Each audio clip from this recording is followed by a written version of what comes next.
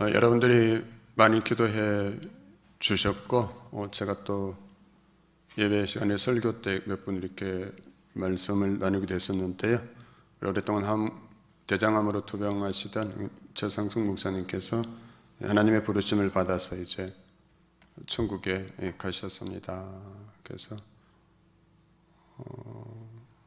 내가 천국으로 이사가는 날 마지막 마무리를 잘 부탁드립니다 라는 그 카톡 메시지를 제가 8월 20일에 받았었는데요. 그동안 많은 고통이 있었습니다. 마지막에 몰핀에 이렇게 마약에 의존해서 이렇게 통증을 달래며 이렇게 지내시다가 하나님께서 하나님이 생각하시기에 가장 좋은 때 천국으로 데리고 가셨습니다. 여러분 그동안 많이 기도해 주셔서 감사하고요. 어저께 이제 학원 예배를 마치고 나서 이제 딸이 그동안에 많이 힘들어 했었는데 울고 쓰러질 듯하고 했었는데 학원 예배를 다 마치고 났는데 딸이 저에게 와서 이렇게 말했습니다. 목사님, 감사한 것이 있는데요. 뭐냐 했더니 엄마가 내 삶은 욥과 같은 삶이었다 이러셨습니다. 욥처럼 이해할 수 없는, 표현할 수 없는 많은 고난을 당했지만 그는 욥이 믿음으로 승리한 것처럼 나도 그렇게 욥처럼 살고 싶다 이렇게 하셨대요. 그래서 자기가 병원에 있을 때 어머니가 이제 마지막에 병원에 입원해 계실 때 욥기를 1장부터 42장까지 다 읽어드렸답니다. 그 욥기를 읽어드리니까 어머니가 너무나 기뻐하셨는데 마지막 42장을 읽어드린 그 다음날 어머니가 돌아가셨습니다. 내 삶은 욥과 같은 삶이었고 욥기를 그전에도 저에게 욥기 묵상하면서 받은 은혜를 카톡으로 이렇게 나누어주기도 하셨는데 그 욥기를 다 읽은 그 다음날 하나님께서 어머니를 천국으로 데려가셨습니다. 그래서 너무 이 딸들이 믿음으로 살도록 하나님께서 도우시기 위해서 이런 감사로 그 장래 모든 예식을 마무리하도록 이끌어 주셨구나, 그 마음이 들어서 저도 참 감사했습니다. 여러분 기도해 주신 것도 감사하고요. 그래서 우리가 다시 믿음의 자리로 나아가자가 10월에 우리 주제인데요. 그래도 믿음의 자리로 나아가려고 결단하면 우리도 욥처럼 그저 이해할 수 없는 그런 고난이, 그런 시련이 우리에게도 찾아올 때도 있어요. 그렇죠? 때로는 다시 믿음의 자리로 나아가려고 하다가 포기하는 그런 사람들이 있을 수도 있습니다. 그래서 오늘은 믿음의 시련을 넘어서자, 믿음의 시련을 넘어서자라는 제목으로 하나님 말씀의 은혜를 나누고자 합니다. 이런 찬양을 들어보셨거나 또 불러보신 적이 있을 것입니다. 넘지 못할 산이 있거든 주님께 맡기세요. 넘지 못할 파도 있거든 주님께 맡기세요. 우리 가야 할 길은 멀고도 험하여 허덕이며 가야 하는 우리 인생인데 이럴 때 우린 누굴 의지하나요? 주님밖에 없어요. 나는 그 길 갈 수 없지만 주님이 대신 가요. 이럴 때 우리는 누굴 의지하나요? 아무도 의지가 되지 않고 아무도 도움이 되지 않는 것, 세상에 나 혼자 남은 것 같은 그런 상황을 맞이할 때 우리가 있지 않습니까? 우리 힘으로, 그 누구에도 힘으로 해결할 수 없는, 도저히 넘어설 수 없는 산과 같은 인생의 문제를 만났을 때 그때 우리는 누구를 의지하나요? 주님밖에 없습니다. 주님밖에 없잖아요. 그렇죠? 주님밖에 없습니다. 제가 많이 산 건 아닙니다. 조금 살았는데요. 지금까지 살아온 삶의 결론은 그런 것 같습니다. 주님밖에 없습니다 라는 것. 왜요? 주님 안에 또 모든 것이 다 있다 했죠. 예수 그리스도 안에 지혜와 지식의 모든 보화가 그 안에 감추어져 있기 때문이죠. 오랫동안 여러분 저번에 내가 말씀드렸는데 그쵸, 이 공황장애가 있고 해서 힘겨워하던 가익 아르바이트 도전해서 이제 면접 보고 합격했고 어제 이제 주말 아르바이트 시작했어요. 2시부터 7시, 9시까지 7시간 아르바이트를 하고 왔는데 좋았다 그러더래요. 잘하고 왔다고. 얼마나 감사하고 감격스럽던지 오랫동안 그 터널에 갇힌 듯이 갇혀 있었어요. 얼마나 힘들었습니까? 그 부모도 그렇죠. 그 가족도 얼마나 힘들었겠어요. 기도밖에 없으니까 기도하니까 때로는 지치기도 할 수 있잖아요. 우리도 우리 성도들 따시는 분들은 같이 기도했었고 오랜 시간 동안 기도하고 기다리고 또 기다리고 기다렸더니 하나님께서 이제 빛을 비추어 주셨어요. 하나님이 시작하셨어요. 여러분 계속 잘 적응할 수 있도록 정말 하나님이 하시는 일을 경험할 수 있도록 하나님밖에 없습니다.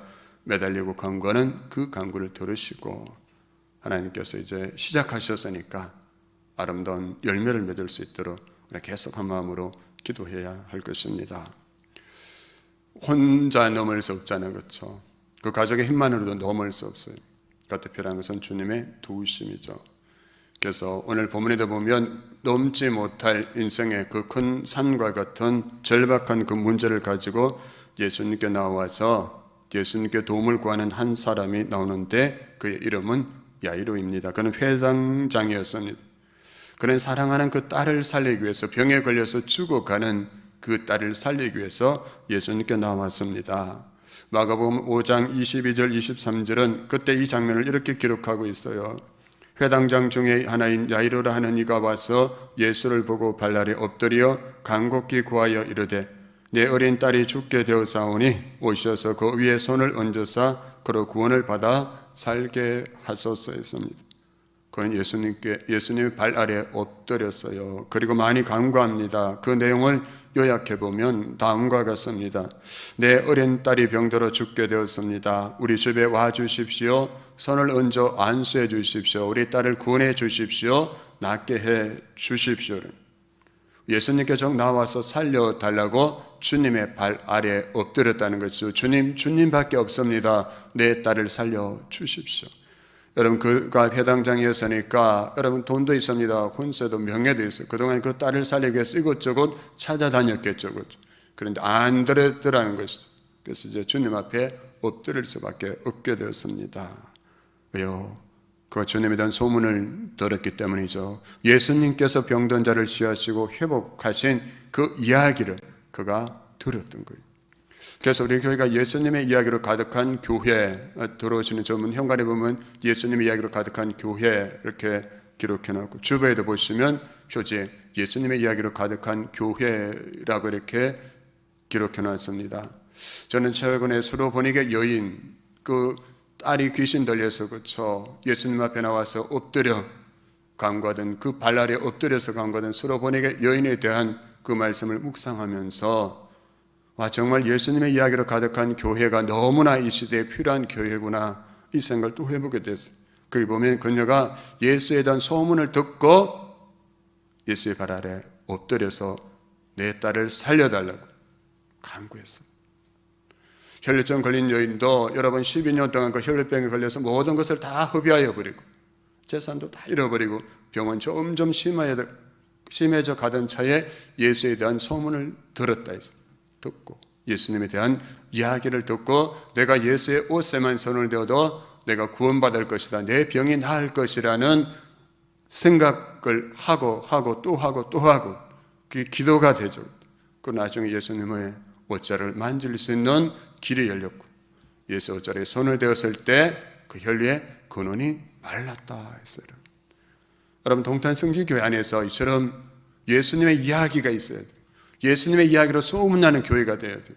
사람 이야기 아니에요. 여러분 여기 와서 예수 믿고 돈 많이 벌고 철새하고 성공하고 아파트가 몇 채로 늘어나고 뭐 이런 이야기가 아니라 예수 그리스도 만나서 그 인생이 살아나고 싸워지는 그 이야기가 여기에 있어야 되고 그 이야기가 담을 넘어서 오산, 화성, 동탄 이 지역으로 흘러가야 돼요.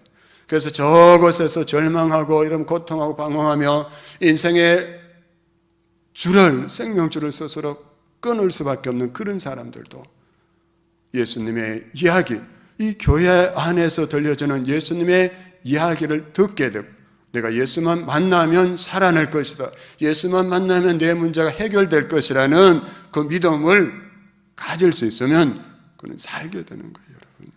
그래서 우리 기도했으면 좋겠어요. 하나님, 우리는 다른 거 자랑하지 않고요. 우리 동탄 성지교회는 예수님만 자랑하고 예수님이 하신 일들이 이 안에서 경험되어지게 하셔서 이 교회 안에서 먼저 사람이 살아나고 사람이 세워지고 가정이 살아나고 가정이 세워지는 예수님의 역사가 이 교회 안에 일어나게 하시고 우리가 그 역사들을 서로 이야기하고 그 이야기들이 흘러가서 수많은 사람들을 살리고 세우시는 하나님의 복음의 능력을 경험케 해 주소서라고 기도해야 돼요.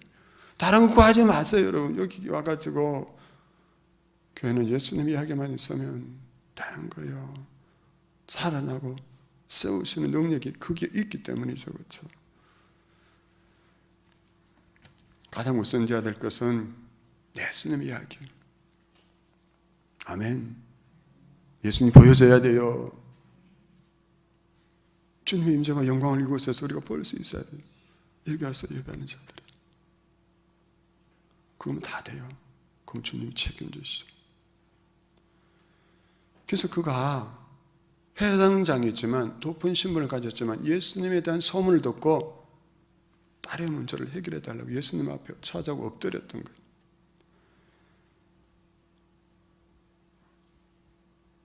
그자 예수님께서 그의 간구를 들으시고 24절 보면 이에 그와 함께 가실세 했습니다. 예수님께서 그와 함께 가게 된 것은 그의 간구를 들으셨다는 것이죠. 예수는 믿음의 간구를 멸시하지 않으시고 그의 딸을 고쳐주시기 위해서 그와 함께 동행해서 그의 집으로 가셨습니다. 그런데 이 사건은 여러분 단순히 치유의 본문을 우리에게 교훈하지만은 않는다는 것이죠. 그것도 중요하지만 또 다른 중요한 교훈이 여기에 담겨져 있습니다. 그것이 무엇입니까? 오늘 본문에 소개되는 회당장 야이로는 예수님의 능력을 믿고 예수님의 발 아래 엎드려 딸의 치유를 간구하였습니다. 그때 그에게 믿음의 시련이 닥쳐왔어요.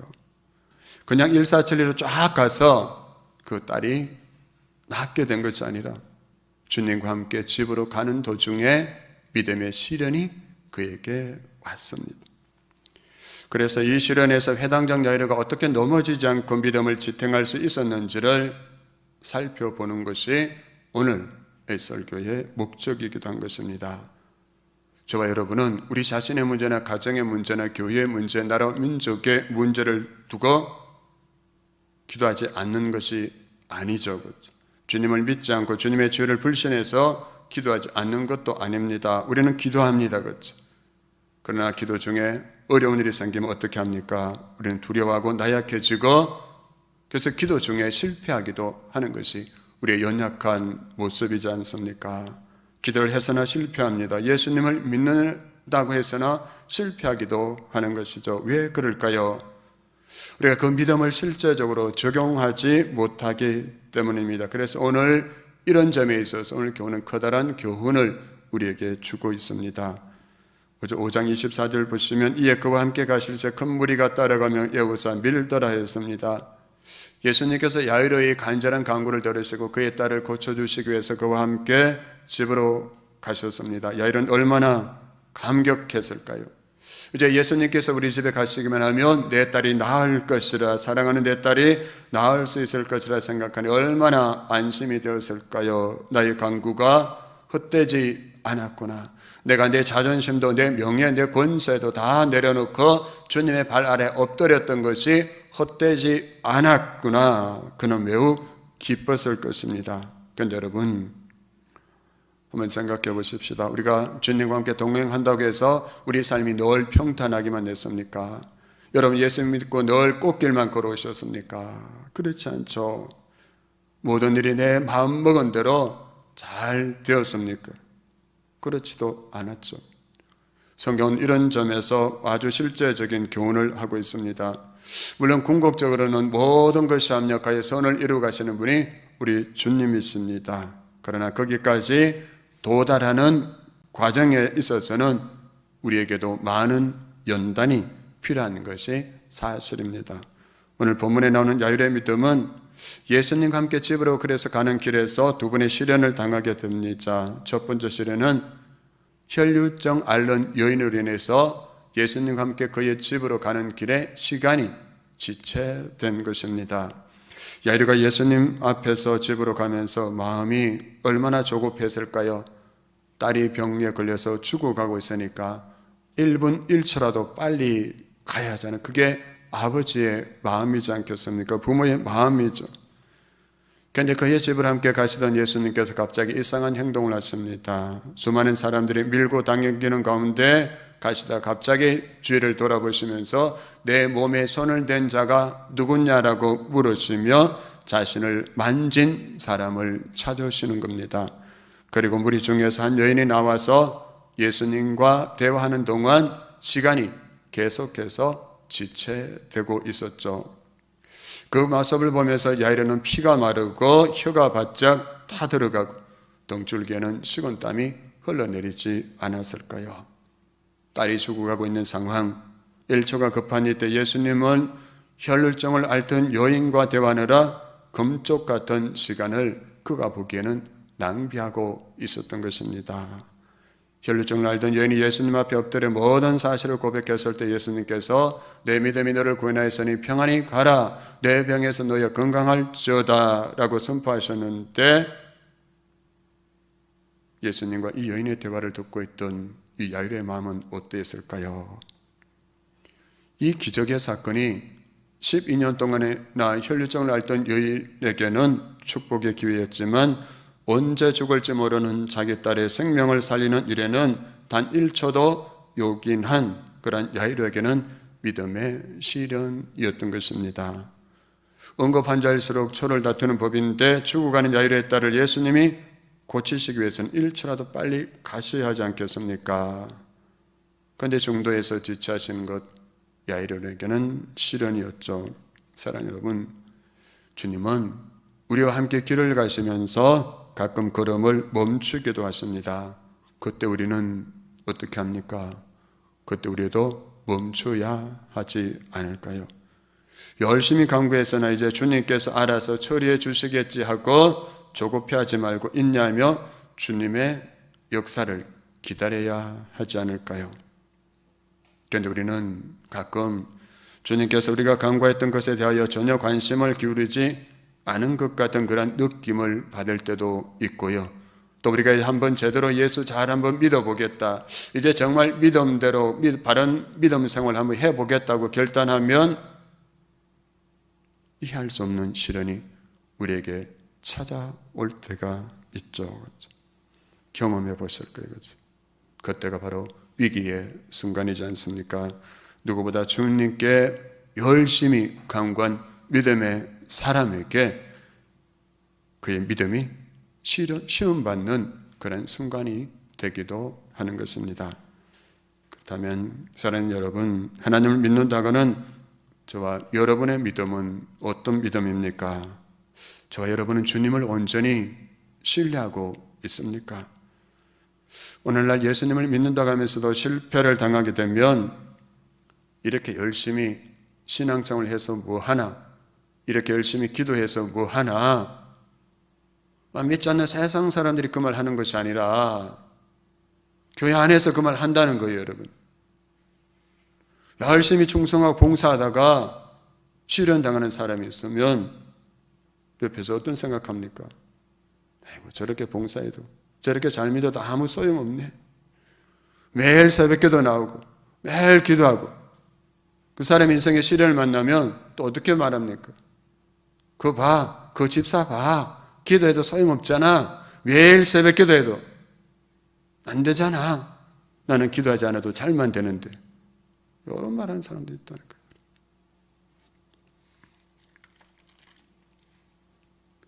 그래서 어떻게 생각합니까? 신앙생활 열심히 해야 하는 것이 아니라 더 열심히 공부하고 더 열심히 일하고 더 열심히 인맥을 넓혀야 하는 것이 아닌가라고 그렇게 생각하기도 하고 다른 사람들에게 그렇게 말하기도 한다는 거죠, 여러분. 왜 이런 실패의 마음에 사로잡히는 걸까요? 우리가 하나님의 섭리를 온전히 신뢰하지 못하기 때문입니다. 하지만 그럼에도 불구하고 우리가 믿음의 길을 가다가 인생의 시련을 만났을 때 어떻게 해야 될까요? 저는 이렇게 생각합니다. 그럼에도 불구하고 더 열심히 예배하고, 그럼에도 불구하고 더 열심히 기도하고, 그럼에도 불구하고 더 집중해서 하나님을 바라볼 때가 그때라는 것입니다. 그렇게 할 때 하나님의 일하심을 경험하게 되는 것입니다. 그래서 여러분 우리 각오했으면 좋겠습니다. 결단했으면 좋겠어요. 그래도 나는 기도합니다. 그래도 나는 예배합니다. 그래도 나는 하나님만 바라봅니다. 다 아니라고 할지라도 하나님 그 한 사람을 두루 찾아다니고 온 땅을 두루 감찰하사 전심으로 하나님을 향하는 자를 찾고 계신다 했어요. 왜요? 그에게 능력을 베푸시기 위해서요. 아멘. 다 안 된다고 해도, 기도해도 안 되더라, 예배 드려도 안 되더라, 주님만 바라봐도 안 되더라, 그런 사람 속에 있을지라도 그래도 나는 끝까지 이 길을 걸어가겠습니다. 그 한 사람에게 하나님이 능력 베풀어 주시고 하나님의 살아계심을 드러내실 줄로 믿습니다. 그 한 사람이 우리가 됐으면 좋겠다. 내가 우리 교회는 왜 그런 사람이 없을까 생각하지 마시고 주님, 제가 그 한 사람 되겠습니다. 세상의 교회들이 왜 이럴까 여러분 그렇게 말하고 비판하고 그 자리에만 있지 말고 하나님, 우리 교회가 하나님이 찾으시는 그 한 교회, 그래서 마음과 정성을 다해서 하나님의 영광을 나타내시는 그 교회 되겠습니다. 두 번째 시련이 야이로에게 왔습니다. 예수님께서 그 혈루증 걸린 그 여인과 대화하는 중에 그 야이로의 집에서 종들이 찾아왔어요. 종들이 찾아와서 하늘이 무너지는 듯한 소식을 전합니다. 35절 보십시오. 아직 예수께서 말씀하실 때에 회당장의 집에서 사람들이 와서 회당장에게 이르되 당신의 딸이 죽었나이다. 어찌하여 선생을 더 괴롭게 하나이까라고 말을 전하죠. 여러분, 오직 하나뿐인 그 외동딸이 병에 걸려서 죽어가고 있으니까 그 딸을 살리기 위해서 자기의 처명과 신분을 다 내려놓고 예수님 발 앞에 엎드리기까지 했는데 그 예수님 앞에 나와 무릎을 꿇기까지 했는데 그의 집에서 온 종들이 딸이 이제 죽었는데 더 이상 선생을 괴롭게 해서 무엇하겠습니까? 이렇게 말했어요. 이제 소용없으니까 다 끝났으니까 그 예수 선생을 더 이상 괴롭힌들 무슨 소용이 있겠습니까? 그 매달리고 더 이상 강구해도 아무 소용없다는 그런 말을 한 것이죠. 그렇습니다. 여러분, 사람들은 죽으면 끝났다고 생각하잖아요. 그렇죠? 죽으면 끝났다. 다 끝났다 했잖아요. 근데 죽어가는 딸을 고치기 위해서 예수님께 나왔는데 그 딸이 죽었으니까 이제 예수님도 더 이상 필요 없게 된 거죠. 죽었으니까. 그래서 야이로의 종들은 와서 더 이상 예수님을 괴롭히지 말라고 그렇게 말한 것이죠. 여기서 끝내자 이렇게 한 것입니다. 이 순간 야이로는 어땠겠습니까? 앞이 노래지고 하늘이 무너지는 것 같은 그러한 심정이었겠죠.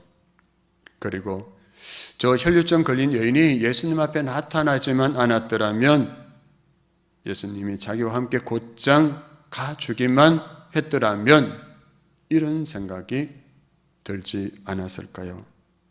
그때 예수님은 전혀 흔들리지 않고 확신 있게 이런 말씀하십니다. 36절입니다.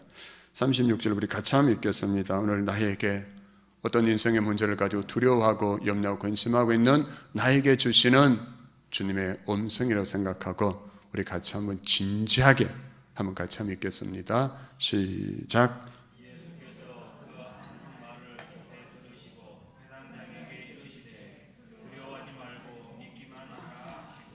아멘.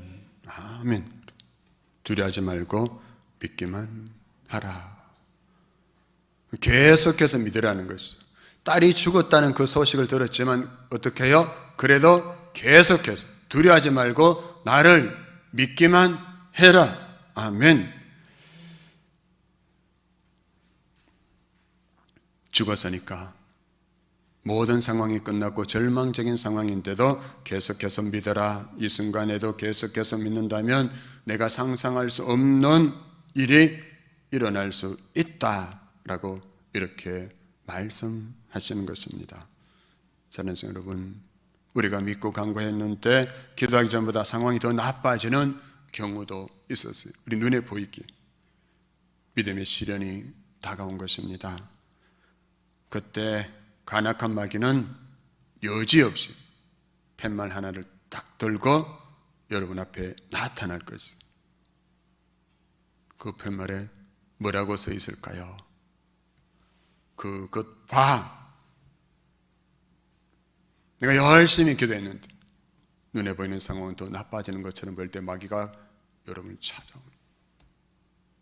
그것 봐.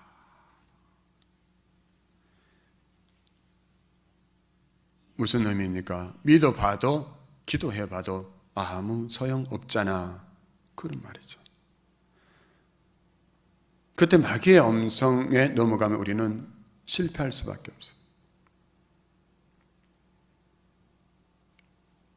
그때 우리가 필요한 것이 그래도 두려워하지 말고 믿기만 하라는 주님의 음성입니다.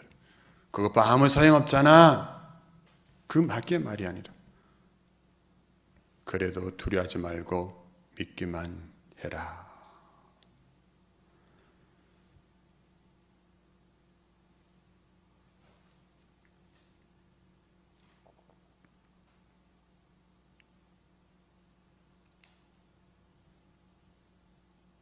왜요? 우리 하나님은 모든 것이 합력하여 선을 이루가시는 하나님이시잖아요. 그 말씀을 진짜 우리가 믿는다면 두려워하지 않아도 되겠죠. 우리가 알거니와 하나님을 사랑하는 자 곧 그의 뜻대로 부르심을 입은 자들에게는 모든 것이 합력하여 선을 이루느니라. 그래서 이 말씀 믿는 믿음으로 그 상황일지라도 어떤 상황일지라도 여전히 하나님을 사랑하고 나를 부르신 그 하나님을 기억하면서 그 하나님께 기도하며 나아갈 때 그 어떤 것조차도 합력하여 선을 이루어 가시는 하나님이심을 경험하고 간증할 수 있게 되는 것입니다. 야이로는 믿었어요. 딸이 죽었다는 소식을 듣고도 두려워하지 말고 믿기만 하라는 이 주님의 말씀을 그가 온전히 이해할 수는 없지만 그래도 믿었습니다. 그가 다 이해하지 못해도 주님을 모시고 그의 집으로 갑니다. 이것이 주님이 원하시는 믿음이죠. 여러분 38절 보십시오. 회당장의 집에 함께 가사 떠드는 것과 사람들이 울며 심히 통곡함을 보시고 했습니다. 죽은 아이로 인해서 여러분 통곡하며 장례로 시끌벅적한 사람들에게 예수님 뭐라고 하십니까?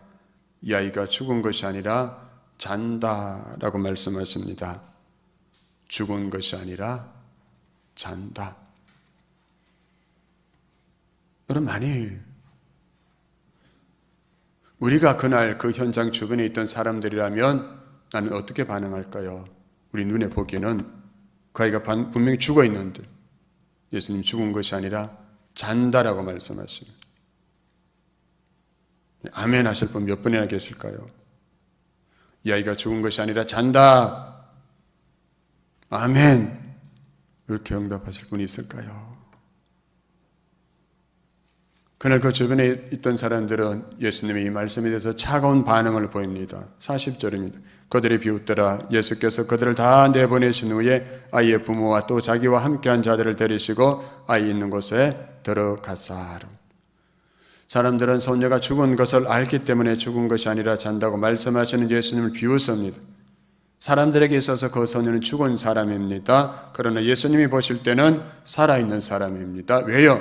예수님께서 다시 그 소녀를 살리실 것이기 때문입니다. 아이가 죽어 누워있는 방으로 들어가서 죽은 아이에게 이렇게 말씀하십니다. 달리다 굼, 소녀야 일어나라. 그 당시 소녀에게만일까요? 여러분 오늘 어떤 두려움을 가지고 있습니까? 어떤 다 끝난 것 같은 그 절망적인 상황을 가지고 여러분 이 자리에 앉아 계신 분이 계십니까? 그렇다면 예수님께서 여러분을 향해서 달리다 굼 하시는 이 음성을 여러분에게 주시는 음성으로 들을 수 있기를 바랍니다. 저도 이 말씀 묵상할 때 제 스스로에게 달리다 굼, 그러니까 정신이 팍 드는 것 같아요. 달리다 굼 일어나라. 두려워하지 말고 믿기만 하라. 달리다 굼. 에이, 아니에요.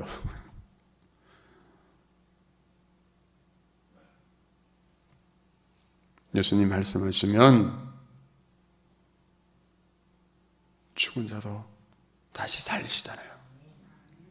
죽은 지 나흘이나 지나서 시체 썩고 냄새가 나는 그 나사로의 무덤을 향해서도 나사로야 나오너라 하셨을 때 어떤 일이 일어났습니까? 죽은 나사로가 그 무덤에서 걸어서 나왔잖아요. 주님 말씀하시면 됩니다. 주님은 다 하실 수 있습니다. 그러자 예수님이 이 죽은 것이 아니라 잔다고 했을 때 차갑게 반응하고 비웃던 그들이 이제 어떻게 됩니까? 놀라고 크게 놀랐다 했습니다. 조금 전까지만 해도 예수님을 비웃던 자들이 이제 주님의 놀라운 능력을 직접 목격한 다음에는 그들의 태도가 바뀌게 되었죠. 아무도 더 이상 비웃지 못하고 더 이상 아무런 조롱의 말도 할 수가 없게 된 것입니다. 유쾌, 통쾌, 상쾌하게 됐죠. 우리 가운데도 이런 일이 일어났으면 좋겠어요. 여러분 믿음으로 살아가면, 여러분 믿음으로 살아간다고 하면 박수치고 환영하고 그런 사람이 얼마나 있습니까? 여러분 교회 안에서조차도 여러분 믿음으로 산다고 할 때 다 박수 쳐주는 거 아니라는 거예요. 자기 경험의 한계 때문에 자기가 아는 그 하나님 그게 매여서 그 사람의 믿음을 제한하고 그 사람이 더 이상 믿음으로 나아가지 못하도록 막아서는 일도 교회 안에서조차 일어날 수 있다는 거예요. 그러나 그런 사람들 앞에서 그래도 나는 기도하고 그래도 예배하고 그래도 믿음의 지 온전케 하시는 예수만 바라보고 나아갈 때 그런 나를 통해서 일하시는 하나님의 영광이 나타나고 그래서 나를 조롱하고 비웃던 그 사람들이 놀라고 두려워 떨게 되는 그 일들이 우리 가운데도 일어날 수 있기를 간절히 소망합니다. 어떻게 해요? 믿음의 시련을 하나하나 극복하고 넘어갈 때 우리 주님이 하셨습니다. 우리 주님이 하십니다. 우리 주님이 하실 것입니다. 이 간증과 고백과 찬송이 저와 여러분의 것이 될 줄로 믿습니다. 마지막으로 한 가지 말씀을 전하겠습니다. 여러분 찬양 중에 이 찬양 아시는 분이 많을 겁니다. 들어보셨을 것입니다. 날이 저물어 갈 때 빈들에서 걸을 때 그때가 하나님의 때. 내 힘으로 안 될 때 빈손으로 걸을 때 내가 고백해 여호와 이래. 주가 일하시네 주가 일하시네 주께 아끼지 않는 자에게 주가 일하시네 주가 일하시네 신뢰하며 걷는 자에게 날이 저물어 갈 때 빈들에서 걸을 때 야이로와 같은 이런 인생의 위기 가운데 그때가 바로 하나님이 일하실 때다. 왜요? 내 힘으로 할 수 있는 게 아무것도 없기 때문에 그때도 끝까지 주를 신뢰하며 나아갈 때 주님이 일하심을 우리가 보게 될 줄로 믿습니다. 오늘 주님이 사랑하시는 것 우리 성도들 가운데 다리 중한 병에 걸려 죽음을 앞에 두고 야이로와 같은 그 인생의 짐을 지고 허덕이는 분들이 있습니까? 이때 어떻게 해야 할까요? 그 어디에 참된 위로가 있고 소망이 있을까요? 귀에 들리는 소리에 눈에 보이는 상황에 절대 두려워하지 마십시오. 그때 주님 앞에 엎드려 두려워하지 말고 믿기만 하라는 주님의 말씀을 붙잡으십시오. 죽은 것이 아니라 잔다고 하신 소망의 말씀을 붙잡으십시오. 달리다 소녀야 일어나라고 하신 권능의 말씀을 붙잡으십시오. 그 믿음이 그 말씀이 저와 여러분을 살릴 것이고 그 믿음과 그 말씀이 우리가 하나님의 살아계심을 나타나고 간증케 하실 줄로 믿습니다. 기도하겠습니다.